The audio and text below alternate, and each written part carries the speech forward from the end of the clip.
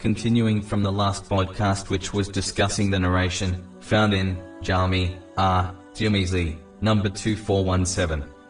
The next question people will be asked on Judgment Day is about their wealth, specifically how they earned it and how they spent it. Firstly, Muslims must ensure that they only obtain lawful wealth and avoid doubtful or unlawful wealth, as this will lead to the rejection of all their righteous deeds. This has been indicated in a narration found in Sahih Muslim, number 2342. If one's foundation is based on the unlawful, then everything coming from it will be considered unlawful, and therefore rejected by Allah, the Exalted.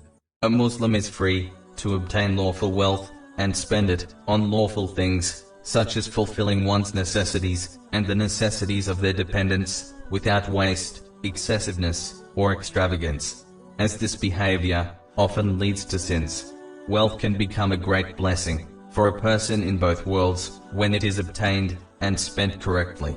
But if it is not, it will become a great regret for them in both worlds. It is why the Holy Prophet Muhammad, peace and blessings be upon him, warned in a narration found in Sahih Bukhari, number 6444, that the wealthy will be poor on the Day of Judgment, except for the one who spends in a way pleasing to Allah, the Exalted.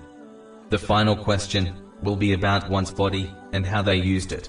A Muslim must therefore use every organ of their body, such as their sight and hearing, in the correct way, as prescribed by Islam, as this is true gratitude, which will lead to further blessings.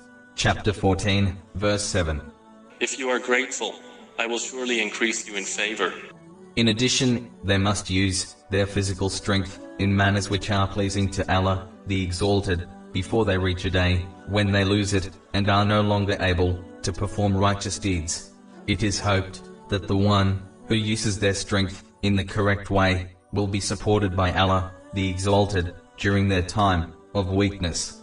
Finally, a Muslim must keep their physical and verbal harm away from the self and possessions of others, as this is a sign of a true Muslim and believer, according to a narration found in Sunnah and Nasa'i, number 4998.